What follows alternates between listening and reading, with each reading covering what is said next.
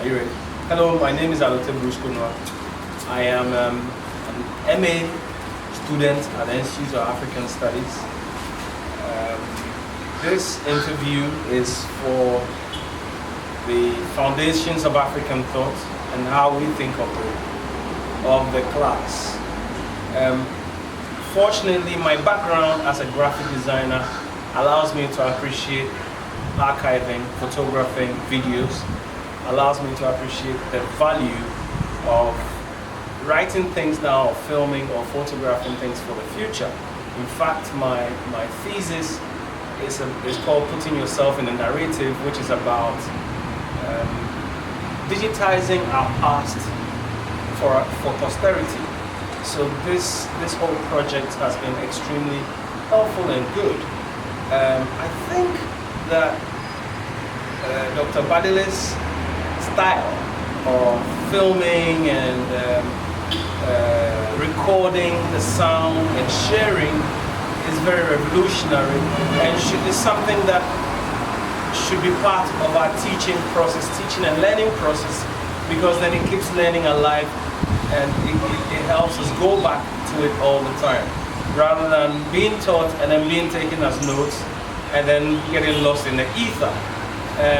Obviously, if once you download, especially with the new technology we have at our disposal, and it's increasingly easy to document electronically, be it recording on your phone or recording movies on your phone, recording video on your phone, recording sound on your phone, and sharing via platforms like Bibitumi Kasa or YouTube or any of the platforms along, or even just sharing with your friends by email, Vimeo, and all of those platforms available. So I think is very important and very helpful. The word I'm looking for is not coming, but I'm sure it will come. Now, for instance, the trip to Koforidua to Okomfo Obo Tabri Shrine, I spent the whole day taking photographs. And when I take photographs, the photographs are literally embed themselves in my memory. And based on the photographs, now I can talk about my experience based on the photographs. Now, I wished I could do video, but it's not so important sometimes because he did extensive video. But being around and hiding behind the camera allowed me to see things differently and to look at things differently rather than being sat in one place. Now, the experience was very profound. I have never had any experience like that besides holding the pot at Homowo when I was a child with my grandfather sprinkling Homowo in my great grandmother's home with all the deities in a deity space, and that was what that kind of memory has been with me since I was a child. I'll be 50 years now, and I was doing that when I was like 8 or 9 years old. For a child of 8 or 9 years old whose socialization was baptized as a Christian, you're not supposed to be doing these things. But I never had any fears, and I thought if I was my grandfather, then I was protected because he was the one who was sprinkling and I was the one holding. So I had all the protection of the spirits. I believe I've had the protection of the spirits all this while, and there is something intrinsically spiritual about the way we live and the way we organize ourselves as a people.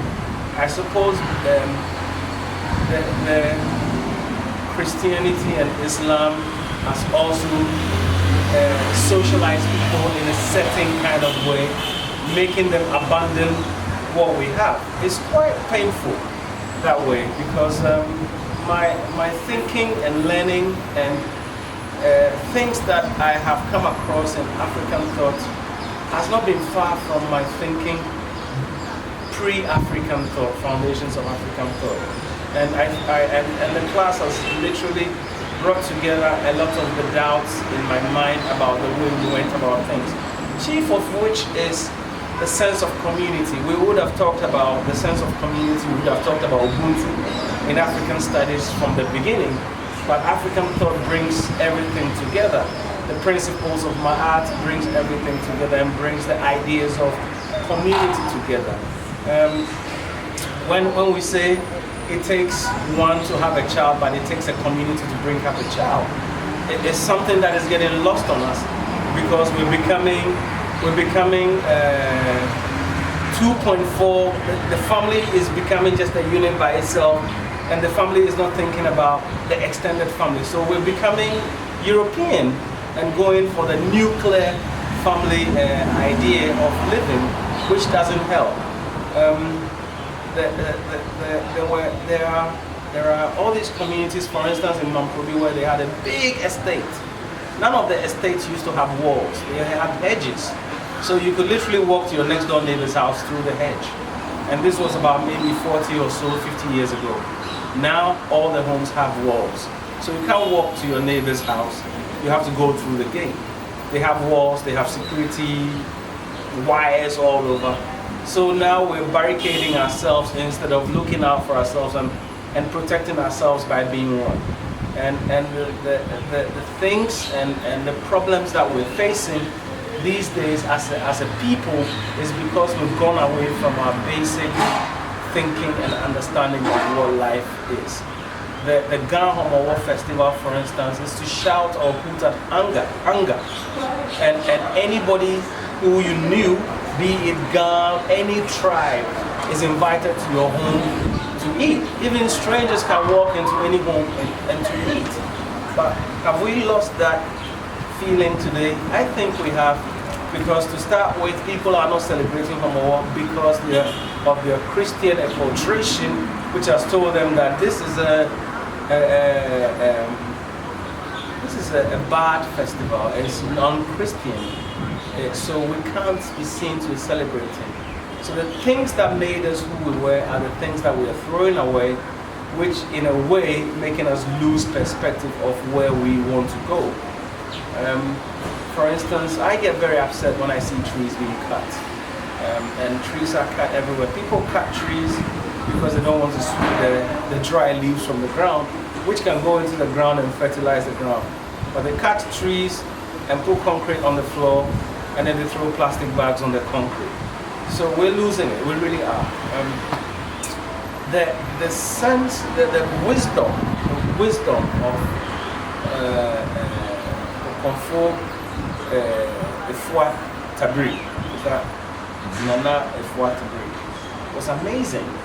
And to think that we only think about wisdom in the spheres of academia is what hurt me that day. But it is what also gave me hope that there is still wisdom out of academia, which our grandparents had, which our great-grandparents had. Our great-grandparents who never went to school. You know, school should not be the place where wisdom is learned. Wisdom, in my understanding today, has to be learned in the community, has to be learned in the home, has to be learned from the elders who would have learned it from their ancestors. And wisdom is handed down so that wisdom is a sacred thing for which we hold on to for the future. If we lose that innate wisdom that is inbuilt in us, we stop thinking. And because we think that our thinking is based on the internet, is based on books, but we should have a place in our general hard drive for wisdom and general hard drive for thinking around issues with common sense that brings us to solutions that are not injurious to ourselves, quoting Kamalu, and that is helpful to everyone in our community and helpful to the community and environment. So that is what I have to say.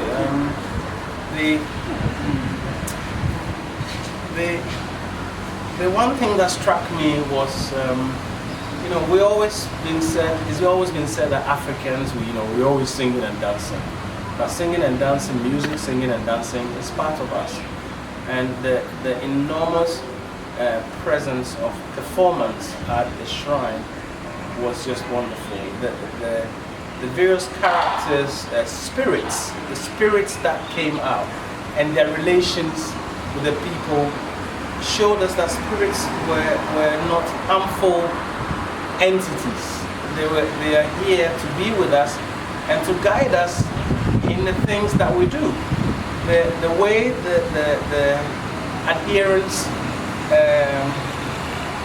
went and received the counseling they received from Okonfo Ifuatabri. The way the tempo of the music sometimes, the tempo of the performance, the spirituality of the performance was, I would say, amazing. I mean, I danced, and for me, I felt that my dance was supposed to purge some of the Yurugu that has been in me, and we can't all run away from it. I've been on this journey for a long time, and that is why I never introduce myself with my given Christian name, because it's important. Identity is very important to who I am. So I danced, and I danced to the point that I had to be pulled off the stage because it was ready for Kofi, not Kofi Tia. No, that's the Muslim spirit to come and see the people. The community in that place, I was made to understand, is that they all went to church other Sundays, but on this special Apostle Day, they all have to leave church and come. So it's interesting how we have this duality of Christianity and traditional, and how we're able to manage it. I really don't go to church, so I wouldn't say I'm a traditionalist, but I believe and I appreciate traditional beliefs and traditional religions. The funny thing is that the day we lose any of those is the day we are gone. And we have to hold on to it and appreciate it, and perhaps understand it a lot more, and take it away from the realms of magic and myth, and understand the reality of how we live with it and how we interact with it, and what benefits there are to us. I'm a strong believer of the traditional rites of children being outdoor in the Ghana way, in the tree way, where we pour water and we pray. Funny as it may be, a preacher man came to our center the other day, about 3 years ago, and he was consecrating the computer room, and he asked to be given a bowl of water, and he just took the bowl of water and sprinkled it on everything. Isn't that the same as pouring libation? And all he did was get a bowl of water. It's the same as pouring libation. So we have lost it, and we have lost it to a made up religious space, if I have to put it that way. The reason why we're still lost is because we have lost a lot of things that make us who we are. Now, to get people back to the fold will be very difficult, but every journey starts with one step. So maybe I would be my one step, somebody else will be their one step, and we start changing people, but we start accepting who we are, because the biggest thing is that we've kind of unaccepted who we are, and we've taken on something else, a certain European persona, which is supposed to be cool, supposed to be enlightenment, and ours, which is supposed to be more enlightened, is been turned upside down, and we are lost. We're lost, and that is why we have problems in governance. That is why we have problems with leadership. That is why we have problems with teaching. That is why we have problems with living. That is why we have health problems. That is why we're dying early. We're supposed to have new technologies, but we're dying early. We're dying of simple things like cholera. We shouldn't die from cholera these days. We're dying from Ebola. We're dying from malaria. We shouldn't be dying from malaria, but we're dying. And all of this comes from not understanding ourselves, not understanding our environment, and taking and really being blasé about everything. And I think that's all I have to say. Thank you. I've been on a journey for a long time, so this is kind of confirming all the things that that come through my mind, but being structured in an intellectual way and being pointed. These are the things you should look at. Yesterday, I went to see the guy who makes the smokes. I made one for you too. He said, "Oh, Mr. Allotey, I have to invite you. What church you go to? I have to invite you to." I said to him, "Nikojo, listen, look at me. I don't go to church." I said, "Do you know the most important thing about life? You have to tread on the path of righteousness. Just do good. That's all you need to do. If you do good, you'll be fine." All this church you go to, the people they lie to you at church, they don't even tell you. So you go to church and they tell you, "Yeah, you have to buy a car." Why do you think there's so much corruption? Because all of you people in the church, you want to go and show off your new car. I said to him, "Why is it that people go and sell cocaine, 10 tons of cocaine comes and they sit in front of the church and they give the church so much money, the church takes the money and they're happy. Oh yeah, Mr. blah blah blah, his name is money." Why? Have you thought about it, Nikojo? He says, "Mr. Allotey, you know you're right." I said, "Yeah." So I said to him, next time I'll come back. Next week I'll be finished with my exam. I'll come back. I'll bring you. Have you ever heard of something called Ma'at? He said, "No." I said, "Okay, you." I said to him, all of this Christianity that you're chasing in ancient Egypt, they had it all the stuff, all the people. I mean, this guy doesn't know about it. I said to him, Aristotle, Plato, all those Greeks, they went to learn from Asia, they went to learn from us. I said, "Do you know?" I said, "Do you know that in Egypt, the people there are blacker than you?" He said, "Really?" "Oh, but the Egyptians, they look like they're white." I said, "No, they are not." I said, "Kemet is supposed to be the land of black people. Those are the invaders. Black people. So why is it that they're showing you that these people are white people? So why?" So I said to him, "Okay, next time I'll come and show you my art and explain to you what Ma'at says, how Ma'at says we should live." And you realize that whatever Ma'at says, it was written before the Bible. So what are you going to do about it? "Yeah, but Mr. Allotey, you still, I want to invite you." I said, "Nikojo, you know what? I don't go to church. And if I go to church and I sit there, I get so bored, I think, what could I be doing at this particular time? Maybe I could be sleeping. I'll be getting some good rest. Wasting life. Yes. Or You're not wasting time when you're there. You're wasting life. Yes. Or I could be sitting there online, learning to write one line of PHP code. At least that one. Or I could be designing. I could be designing a T-shirt because I enjoy design. I could be playing tennis, or I could be drinking beer because I enjoy drinking beer. But sitting here with somebody standing there wearing a suit, wearing an ill-fitting suit, and telling me about things that he doesn't know about, and telling me about, some lies, and trying to make me feel that I'm not worthy and all of that, is very difficult for me to fathom, because I think I have moderate education and I can decipher things. If I want to read the Bible, I'll take the Bible and I'll read it.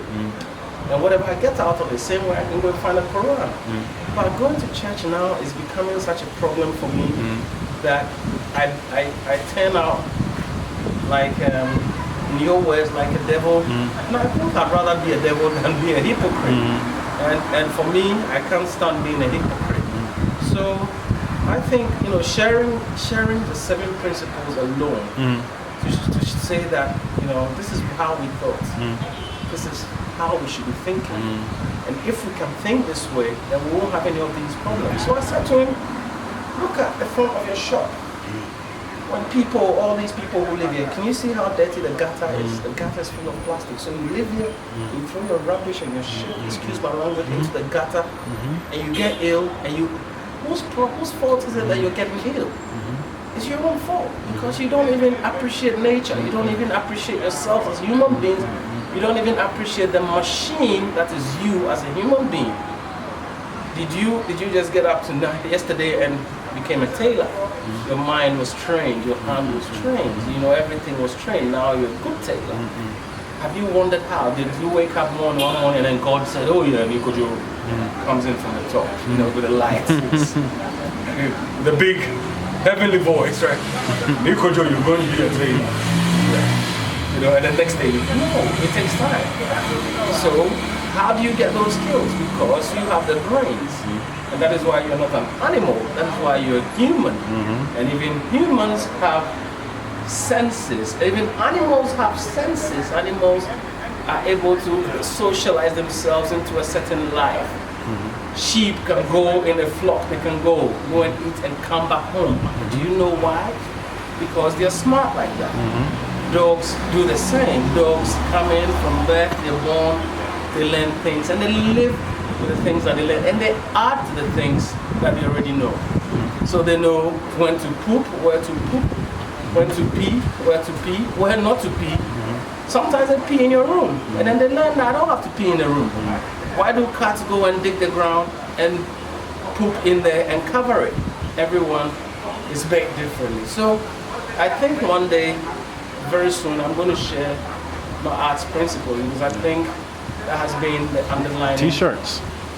My art on T-shirts. Yeah. You know, I make T-shirts. Combine what you're learning here with what you've been doing before. You know, I just, last week, you know, Pat's parents said they were very excited. They said, Allotey will come back to school. So we're excited. Pat said, why are you so excited for Allotey? He said, oh, because in our family, we never had a PhD. She said to her, he's enjoying so much, he's thinking of doing a PhD. But I said to myself over the week, I said, oh, okay, I want to do a PhD, but I'll go back and do visual communication, so graphic design, because that is my area. So I'm going to take my African studies learning and take it to a PhD in visual communications and explore that area further, explore. You know, and you know, foundations is going to make my thesis something else, and the whole course is going to make my thesis something else, and maybe, I don't know, maybe, and I'll take it on, maybe I'll go and do a PhD in that, but I don't think I want to, you know, but definitely there's a lot of things that we have to learn, and there's a lot of things that we have to share, a lot of knowledge that we have to share, and knowledge that is not in the mainstream, and it's a shame. And me, I'm a very angry black man. I'm extremely angry, but I'll keep my anger for when I have to do the action. And it won't be violent action, it will be revolutionary action. To change the mindsets of people. You know, some of the children we help, they're still stuck in there, and I don't blame them, because for generations that's where they've come from. You know, their parents are not educated according to our understanding of education, according to our thinking what education is. But they definitely have some education. But there is a lack of self-belief and self-esteem in whatever they are, whoever they are. And maybe that's where we can start from, and for them to understand who they are, and understand what they are, and understand what they can be. You know, and maybe, who knows? But it's been very helpful. It's been spiritually edifying as an African, you know, as an African, and long may it continue. Okay.